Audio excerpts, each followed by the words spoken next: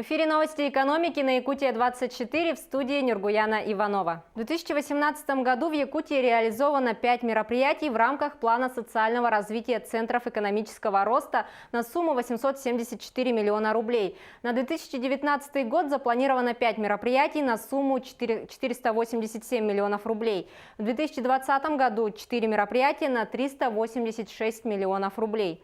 Помимо строительства нового здания школы номер 35 в Якутске, финансирование выделено на строительство зданий многопрофильной гимназии в Хандыге на 220 учащихся и многофункционального спортивного комплекса в Среднеколымске, а также на капитальный ремонт детской поликлиники и реконструкцию сооружений ЖКХ в Нерингре. Создание комфортной среды для жизни людей – первоочередная задача. На сегодняшний день все взятые на себя обязательства регионы выполняют. Финансирование мероприятий и планов началось в июле прошлого года, но работы идут по графику. Люди ждут эти объекты – детские сады, школы, поликлиники, спортивные центры. Такие объекты обуславливают качество жизни людей и являются залогом того, что люди останутся жить и работать на Дальнем Востоке. Федеральный бюджет выделил на это средства, и эти средства должны тратиться максимально эффективно.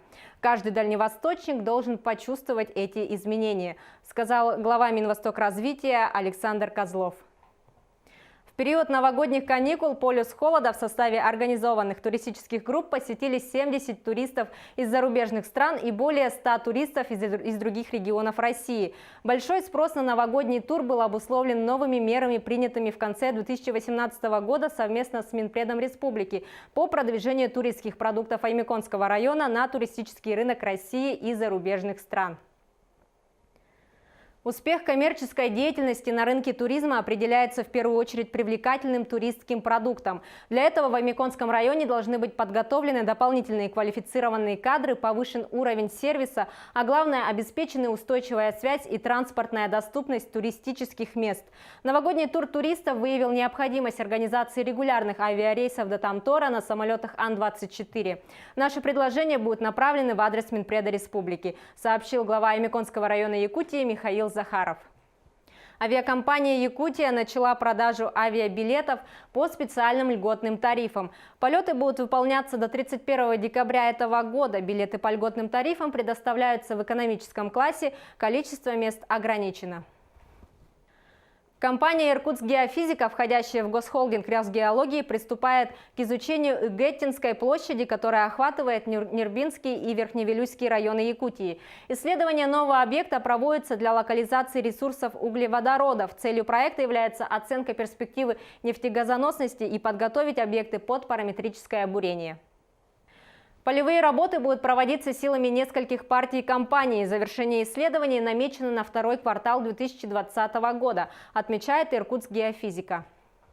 Агентство по страхованию вкладов в 4-й раз выставило на торги горнорудную компанию «Якутская Саха», принадлежащая признанному банкротом Краснодарскому «Идея-банку». Начальная стоимость актива – 150 миллионов 480 тысяч рублей. Заявки на участие принимаются до 18 мая, в тот же день запланированы торги.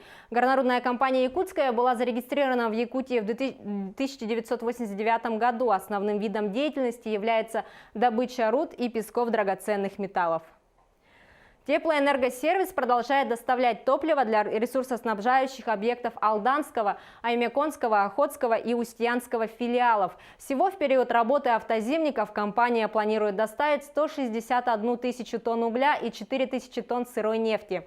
Отметим, что отгрузка и доставка угля для Алдана, Таммота, поселков Ленинский, Нижний Куранах и Белецкого национального венкийского наслега предусмотрена в течение всего отопительного периода железнодорожным транспортом.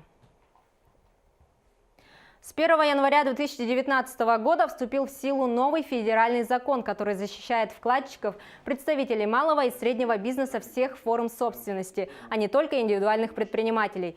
Теперь вклады в размере до 1 миллиона 400 тысяч рублей будут компенсироваться агентством по страхованию вкладов в случае банкротства или отзыва лицензии у банка.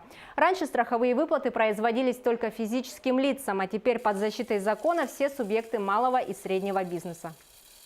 С введением новых правил наши предприниматели получают возможность гарантированно получить компенсацию в размере 1 миллиона 400 тысяч рублей. А если на момент отзыва лицензии на счету у предприятия было больше средств, то остаток попадает в реестр кредиторов и выплаты можно будет получить позднее, после, соответственно, в соответствии с законодательством о банкротстве действующим. При этом банк, в котором находятся средства, должен иметь лицензию на работу с денежными средствами физических лиц и являться участником системы страхования вкладов. А предприятие должно являться действующим на момент отзыва лицензии и состоять в реестре субъектов малого и среднего предпринимательства. Премьер-министр Российской Федерации Дмитрий Медведев поручил Министерству финансов разработать положение по обращению генерального прокурора Юрия Чайки, который предложил уравнять заработную плату прокуроров и судей. Если они будут приняты, оклады работников надзорного органа могут увеличиться в 2-3 раза до 170 тысяч рублей. Из-за этого бюджетные расходы увеличатся в 2 раза до 8 миллиардов 160 миллионов рублей. Эксперты такое уравнивание доходов не одобряют. Они подтверждают это тем, что в зарубежном праве такие льготы имеет прокуратура, являющаяся частью судебной власти. В России же данный орган обладает независимостью. Россия установила новый рекорд экспорта газа, причем основной прирост пришелся на сжиженный газ. Экспорт газа из России в 2018 году увеличился на 20 миллиардов кубических метров до 225 миллиардов кубических метров.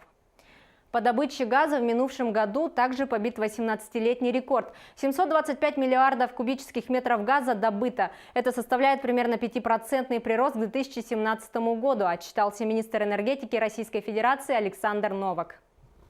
В продолжение темы газа компания «Сахатранснефтегаз» по итогам года выполнила план поставки природного газа потребителям на 100%. Получение прибыли прогнозируется в размере 300 миллионов рублей. А уже в этом году компания планирует поставку природного газа в объеме 1 миллиарда 600 миллионов кубических метров, что, безусловно, повлияет и на увеличение прибыли.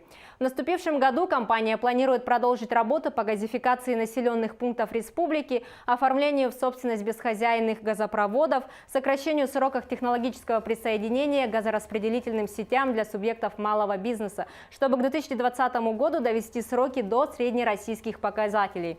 Отдельное внимание компания уделит вопросу формирования схемы газификации городского округа город Якутск. На этом у меня все. Оставайтесь в курсе экономических событий на Якутия-24.